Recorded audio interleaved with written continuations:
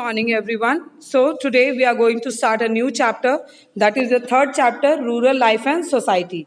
So, in the previous classes, or you can see in the previous videos, we have already seen that how British shifted their focus from trade to territory.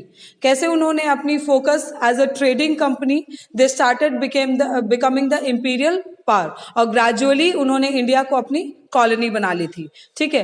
Prominent places like Mysore, Jhansi, Awadh, ये सारे places को उन्होंने अपनी control में कर रखा था. Okay. So now जब टेरिटरी आपके पास होती है, then you have to meet certain expenses. कुछ खर्च होते हैं जो आपको मेंटेन करनी होती है. So how would they extract that from the people? Britishers इतने good नहीं थे that they would bring money or they would bring finance from their country. वो इंग्लैंड से, ब्रिटेन से कोई finance नहीं लाने वाले थे. They were going to extract it from the people of India because their prime motive was extraction of wealth. उनका और कोई motive था ही नहीं. वो नहीं चाहते थे कि इंडिया को बहुत हम एक डेवलप नेशन बनाएं या इंडिया के डेवलपमेंट के लिए वर्क करें, लोगों के लिए वर्क करें. Their focus was not that. Their main focus was drainage of wealth. वो केवल wealth यहाँ से उठाकर अपने country में deposit करना चाहते थे. So for that what they started doing is they used to always think for new techniques. वो ऐसे techniques लाना चाहते थे जो techniques इंडिया में बहुत Indians जो है वो बहुत familiar ना हो, बहुत new हो उस techniques के से, so that they can easily adapt to it. वो आराम से comfortably उसे वो adapt कर ले और Britishers के सारे desire को fulfill करें. Now see here, there's a timeline that is given which is very important. AD 1772 is the Dari system. AD 1793 permanent settlement.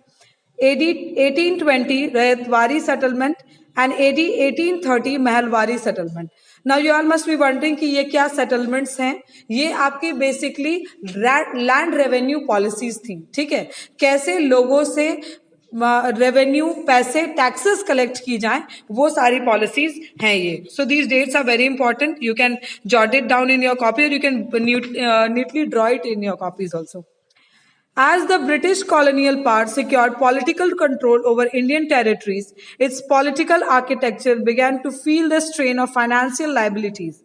They had to bear the cost of maintaining the administrative structure, war expense, and funds for buying Indian goods for export to England.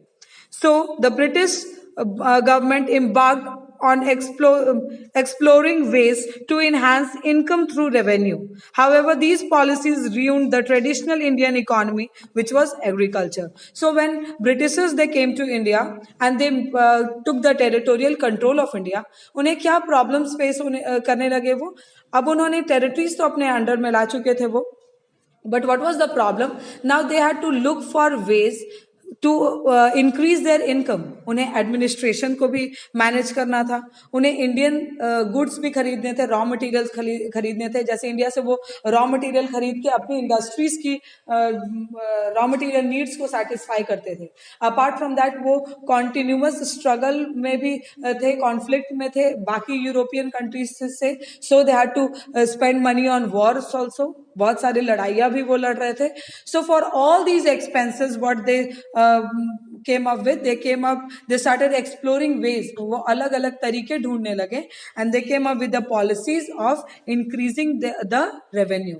Tax बढ़ाने की, नए taxes introduce करने की policies वो लेके आए. और इन सारी पॉलिसीज ने जो आपने ऊपर देखा, ये जरदारी system, permanent settlement, Ryotwari settlement, Mahalwari settlement, ये सारी सिस्टम्स ने इंडियन इकोनॉमी को, ट्रेडिशनल इंडियन इकोनॉमी को रियून कर दिया. दैट मीन्स पहले जो हमारी टैक्स कलेक्शन पॉलिसीज थी, जो हमारे रूलर्स के, मोनार्क्स के अंदर थी, किंग्स के अंदर थी, वो पूरी तरह से रियून हो गया. और इंडिया की एग्रीकल्चर भी बिल्कुल रियून हो गई. अब क्यों रियून हुई, I tell you. Agricultural products Britishers अपने रॉ मटेरियल वो क्या किए कि पहले तो फूड क्रॉप्स को उन्होंने शिफ्ट करा दिया कमर्शियल क्रॉप्स पे. ठीक है. पहले जहां लोग चावल, गेहूं ये सब उगाते थे, अब वहां वो जूट, कॉटन टेक्सटाइल, ओपियम, ये सारा कुछ उगवाने लगे. ठीक है. दैट मीन्स ये ऐसे प्रोडक्ट्स थे जो आप कंज्यूम नहीं कर सकते, आप खा नहीं सकते. ऑब्वियसली अगर आप खा नहीं सकते हैं तो आप बेचेंगे. और जब वो बेचने जाते थे उन्हें बहुत ही कम प्राइसेस अपनी प्रोडक्ट्स की मिलती थी.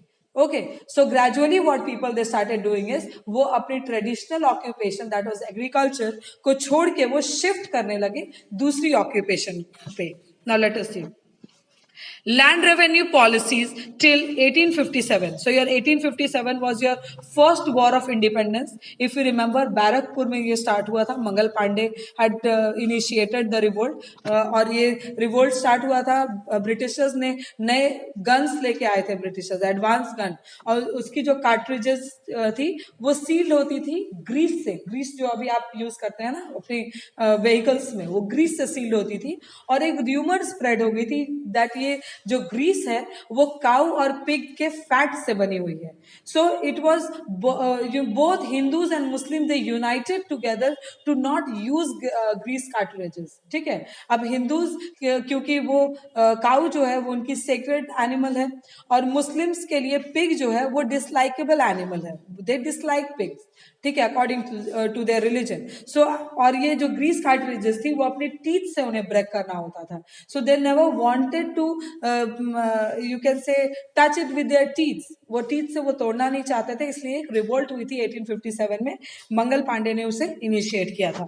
सो बिफोर दिस रिवोल्ट क्या हुआ था, चेंजेस आप देखिए क्या हुई थी. Background, villages in India were primarily self-sufficient units, agriculture and handicrafts being the main occupation. So villages जो थी वो self-sufficient units थी. That means जितने भी गांव के लोग जो भी products use करते थे वो खुद ही अपने गांव में वो उगा लेते थे. ठीक है, और they used to help each other. अगर मेरे पास wheat है और सामने वाले के पास rice है, so they used to exchange, barter system वो follow करते थे.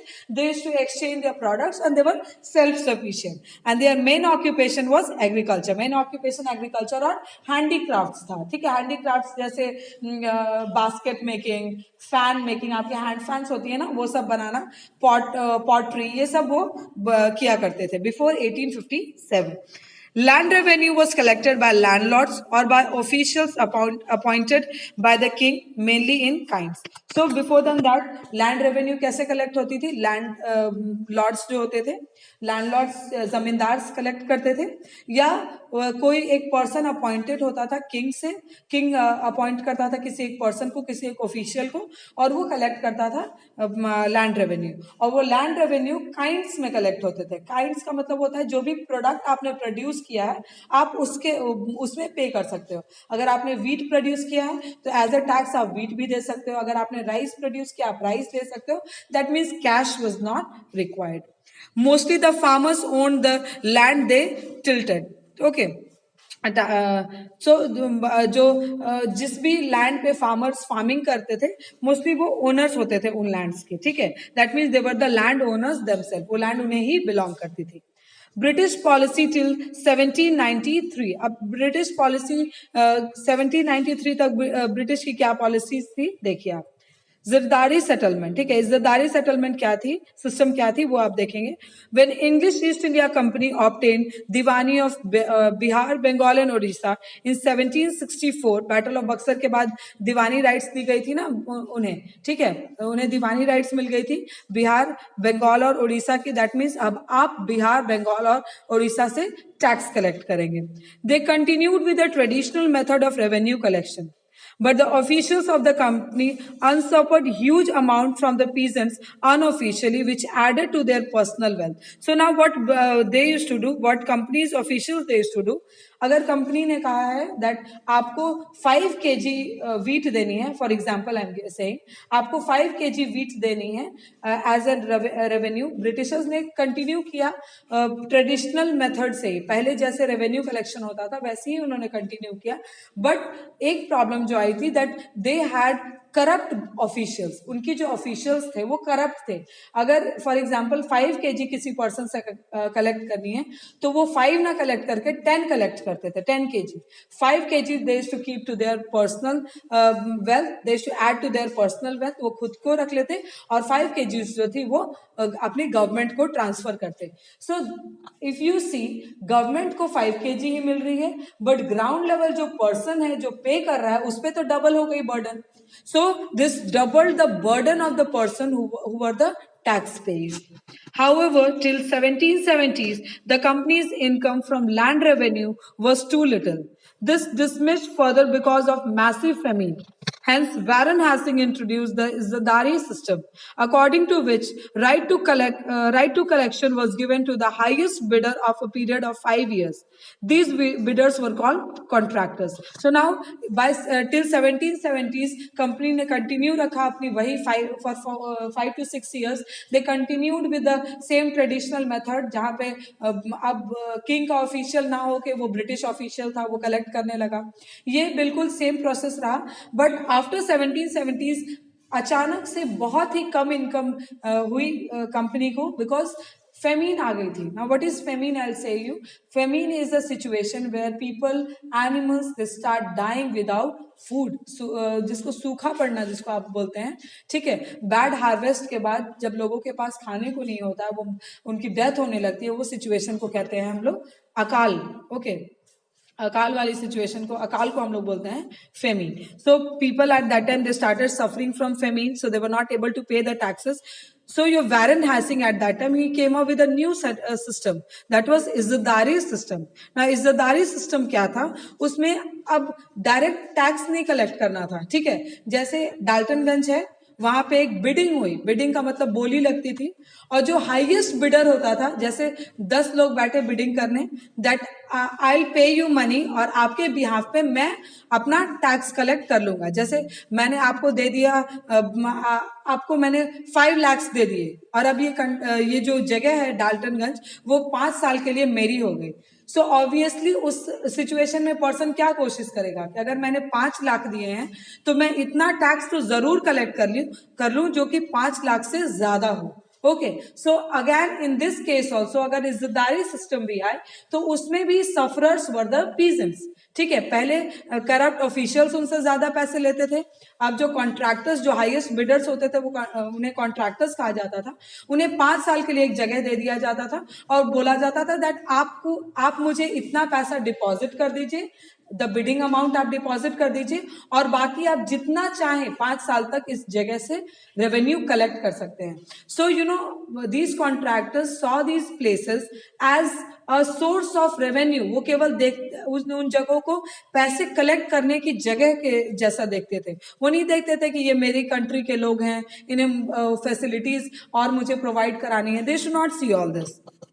However, this system was failure because bidding was often not related to the actual productivity of the land. अब bidding जो होती थी वो land की productivity देख के नहीं होती थी. It was not seen that अच्छा इस जगह में ज्यादा fertile land है तो यहाँ की bidding ज्यादा होगी, कहीं कम fertile land है तो वहाँ की bidding कम होगी. No, it was a general bidding. Okay. The Izdars were not interested in making improvement in land as it was auctioned periodically. So जो ये contractors थे जो bidding करते थे, जो bidding में participate करते थे, they should not work on improvement of land. वो land के productivity या land की fertility पे कोई work नहीं करते थे. Why? Because they used to feel कि आज ये मेरे पास है, कल वो auction में किसी और को चली जाएगी. So they should not see this as their own property. The contractors exploited the peasants to extract more and more revenue. So these contractors, they used to feel that ये जो land है वो 5 साल तक मुझे belong करती है, so I should make the maximum profit out of it. और इसके लिए वो क्या करते थे, peasants को, farmers को exploit करते थे. That you have to pay more taxes. आपको समझ में आ रही है बात? आप किसी को, जैसे आई से यू, आपको कोई एक शॉप दे दिया और बोला कि 5 साल तक ये शॉप आपकी है, उसके बदले में आप मुझे 10 लाख रुपीस दे दो और 5 साल तक आप ये शॉप को रन कर सकते हो. सो उस केस में आप क्या करेंगे? While selling of the things, आपके दिमाग में हमेशा रहेगा ना दैट मुझे अपने 10 लाख और उससे ज्यादा प्रॉफिट लेनी है, एक्सट्रैक्ट करना है इस शॉप से. So this was the same situation at that time with the contractors. They used to see these places as a source of earning. उन्हें पता था कि ये जगह जो है वो ऑक्शन होती है और नेक्स्ट ऑक्शन में वो किसी और को मिल जाएंगी. So they used to focus more on extraction of wealth. Now next is your permanent settlement. Lord Cornwallis introduced the permanent settlement in Bihar, Bengal and Orissa in 1793. According to this system, the landlords or zamindars obtained hereditary right over their land. The farmers were reduced to the status of tenants. So in 1793 एक नई settlement I, that was called as permanent settlement. अब इस permanent settlement में again if you see Bihar, Bengal और उड़ीसा में ही ये introduce हुई थी. अब इस नई settlement में क्या था, that landlords or the जमींदार obtained the hereditary right over their land. अब जमींदार को hereditary right दे दी गई, that means जमींदार है, फिर उसके बाद उसका सन वुड बिकम द नेक्स्ट जमींदार, his son would become the next जमींदार. दैट मीन्स वो उनकी फैमिली एक जमींदारों की फैमिली कंसिडर की जाएगी अब, ठीक है. और फार्मर्स जो थे उन्हें रिड्यूस कर दिया to the status of tenants, ठीक है, उन्हें टेनेंट्स के स्टेटस के पर रिड्यूस कर दिया गया. अब टेनेंट्स आप कह सकते हैं जैसे किराएदार, ठीक है, किराएदार के स्टेटस पे रिड्यूस कर दिया गया. दैट मीन्स अब जो लैंड है वो जमींदार को बिलोंग करेगी और आप जो है वो केवल रेंट कर सकते हैं जमींदार से लैंड. अब जमींदार पर डिपेंड करता है कि वो कितनी टैक्सेस आपसे कलेक्ट करेगा या कितने पैसे में आपको देगा. That all depends upon the जमींदार. The zamindars had to pay a fixed amount of land revenue every year to the company, even if there were adverse conditions such as flood or drought, failing which their land would be auctioned off. So, in permanent settlement, what was done? जमींदार जो थे उन्हें annually पूरे साल का एक amount fix कर दिया गया था, 5 लाख 10 लाख. अब उतनी कंपनी को पे कर देंगे. किसी भी कंडीशन में आपकी पेमेंट कम नहीं होनी चाहिए. वेदर अगर आपके जगह जहां आप रह रहे हैं वहां पे फ्लड आ जाए, ड्रॉट आ जाए, फेमीन आ जाए, किसी भी कंडीशन में आपको उतना पैसा कंपनी को देना ही है. It was a compulsion. Okay. And if you are unable to pay, what was done? The land was auctioned to somebody else. So imagine एक जमींदार है, अगर वो नहीं पे कर पाएगा तो कोई और जमींदार बन जाएगा. So इस केस में वो क्या करेगा? वो सबसे ज्यादा हराश करेगा, एक्सप्लॉइट करेगा लोगों को, वो लोग जो टैक्स पे कर सकते हैं.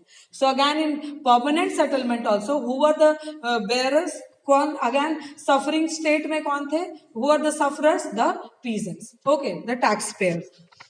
Whatever remained with the zamindars after paying the revenue was his profit.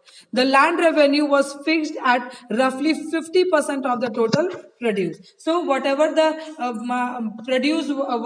whatever the money or whatever the amount was left with the zamindar after paying to the company, that was considered as his profit. और उस समय कैसे fix किया गया land revenue को? जितना भी आप प्रोड्यूस कर रहे हैं, अगर आपने 10 टन प्रोड्यूस किए हैं अपनी फार्म में, so 5 ton will be your tax and other 5 you can keep for yourself consumption. ये ऐसा है, roughly 50% जो भी आपकी टोटल प्रोड्यूस थी उसे under permanent settlement this was considered as the tax. Permanent settlement proved to be advantageous for the English East India Company. अब English East India Company के लिए permanent settlement जो थी वो बहुत advantageous थी. It brought them some positive results. Obviously, if they are making some changes, they'll always consider their profit to be the supreme thing. Now let us see what was that. The company was assured of regular income even during adverse climatic condition. So what was seen that कोई भी climatic condition हो, जैसे पहले हुई थी इज्जतदारी settlement में, that फेमीन्स इज्जतदारी settlement से पहले हुई थी, दैट फेमीन्स आई थी और जिसकी वजह से कंपनी की जो इकोनॉमी थी वो रिड्यूस कर गई थी, रेवेन्यू रिड्यूस कर गई थी. But under permanent settlement it was not such. ठीक है, कोई भी क्लाइमेटिक कंडीशन हो, कंपनी की जो प्रॉफिट थी वो फिक्स्ड थी. The landlords became a class of loyalist for the companies. ठीक है, सो जो न्यू लैंडलॉर्ड्स बने थे, न्यू जमींदार बने थे, ये लॉयल हो गए थे कंपनी के through. Why? Because there income dependent on the income of the company. उनकी जो अर्निंग थी वो कंपनी से डिपेंडेंट थी, कंपनी पे डिपेंडेंट थी, इसलिए वो उनकी लॉयल्टी हो गई थी कंपनी के through. They started liking the British rule. The British could use the new landlords for consolidating their political authority as well. ठीक है, बहुत बार अपनी political authority दिखाने के लिए भी ब्रिटिशर्स यूज करते थे इन जमींदार्स को. अब ये ब्रिटिशर्स जो है वो खुद आगे ना आकर अपनी फेस बना देते थे एक इंडियन को और खुद उसे डायरेक्ट करते थे अपनी रूल्स और रेगुलेशंस के लिए. income of the company increase. Obviously income of the company will increase. Now why will it increase? Because एक continuous income हो गई. किसी भी climatic condition में उनकी income बढ़ती जा रही थी, साल में उनको fixed annual income मिल रही थी. Effects on the farmers, obviously अगर कंपनी प्रॉफिट में है तो पीजेंट्स जो हैं, फार्मर्स जो हैं, उनमें उनपे नेगेटिव इम्पैक्ट होगा उसका. Let us see effects on peasants. The actual cultivators of the land were left at the mercy of the zamindar, who often extracted exorbitant rates for the cultivators from the cultivators. So जो actual जो लोग सच में farming कर रहे थे, जिनके जो produce कर रहे थे फूड ग्रेन्स को, वो किसकी मर्सी पे थे? आप अब वो जमींदार की मर्सी पे थे. If zamindar would feel like to extract more, वो ज्यादा एक्सट्रैक्ट करता. अगर जमींदार कम एक्सट्रैक्ट करता तो थोड़ी उन्हें रिलीफ मिल जाती. So they were at the mercy of the they were on the mercy of the zamindar. Peasants had to pay the revenue even if the crops failed. Hence, they were forced to borrow money from the money lenders at high interest. In case of non-payment of loans, so what happened? Now peasants, it was compulsory for peasants to pay the taxes. अब आपकी crop fail हुई या नहीं हुई या आपके broad harvest हुई, nothing was considered. You had to pay the taxes. And in case of failure of the taxes, or if they would not be able to pay taxes, उन्हें बहुत torture किया जाता था, उनकी लैंड को वापस ले लिया जाता था. So what they had to do to pay the taxes, what they started doing is they started taking money from the money lenders. ठीक है, मनी लेंडर्स से बहुत ही हाई रेट ऑफ इंटरेस्ट पे दे स्टार्टेड टेकिंग लोन्स. और अगर वो loan नहीं पे कर पाते थे, सो देयर लैंड वाज मॉर्गेज्ड. ठीक है, उनकी लैंड को गिरवी रख लिया जाता था, और अगर वो पे नहीं कर पाते तो उन्हें क्या करता था, उनकी लैंड को वो वापस ले लेते थे. जो भी मनी लेंडर्स थे वो उस पैसे के बदले में उनकी जमीन हड़प लेते थे. They had to look for an alternative employment, alternate employment, and even migrate to cities. So gradually what farmers they started doing is धीरे धीरे वो गांवों को छोड़ के शहरों की ओर बढ़ने लगे. They started shifting to cities. At many places, money lenders replaced the old landlords who took no interest in improving agricultural production. Many of them were absentee landlords who leased out their lands to tenant and lived in cities. So, what was the situation? Money lenders जो थे, उन्होंने पुराने landlords को replace कर दिया. वो खुद शहरों में रहते थे और गांवों में अपनी जितनी भी टैक्स कलेक्शन पॉलिसीज थी, जितनी भी टैक्स कलेक्शन होती थी, वो गांवों में होती थी. But they should not stay in the villages, they should live in the cities. So if you are not living at a place, you will not understand about the place. ठीक है, आप उस जगह की प्रॉब्लम्स को नहीं समझेंगे.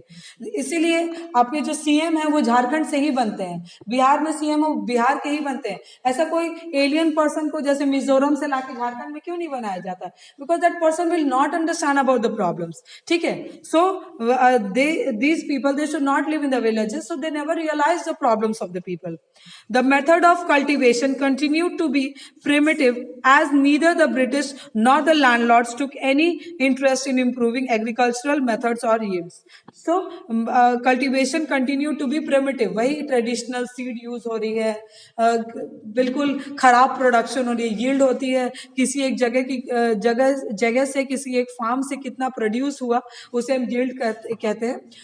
So nobody used to focus, neither Britishers nor landlords, nobody used to focus on increasing the land fertility या नई कुछ टेक्निक फार्मिंग में लाने के लिए लोग नहीं, ये ना लैंडलॉर्ड्स ना ब्रिटिशर्स फोकस करते थे, because their motive was not increasing the agriculture, their motive was only collection of taxes. In order to gain maximum revenue, the farmers were forced to cultivate cash crops such as indigo and cotton instead of rice or wheat. This caused widespread famine-like situation. So now farmers से और profit के लिए क्या वो करने लगे? They used to force them to grow cash crops. ठीक है, अब ये कैश क्रॉप्स क्या होते हैं? जैसे आपकी इंडिगो, ब्लू डाई, नील जिसे आप बोलते हैं, इंडिगो, कॉटन, ये सब बोलने लगे कि आप ये सारी चीजें, जूट, इंडिगो, शुगर केन, ये सब आप ग्रो करो. अब राइस और व्हीट के जगह लोगों को फोर्स किया जाने लगा कैश क्रॉप ग्रो करने के लिए, so that people would not keep the produce with themselves. ठीक है, अगर आप इंडिगो और कॉटन ग्रो कर रहे हैं, you not keep it for self consumption, आप ऑब्वियसली ब्रिटिशर्स को सेल करेंगे. So what they should do is they should take the whole of the produce and they should pay very meager for it. So in the next video we are going to read about your Rayatwari settlement. Okay, your Thomas Munro had introduced your Rayatwari settlement, which we'll read in the next video. Thank you.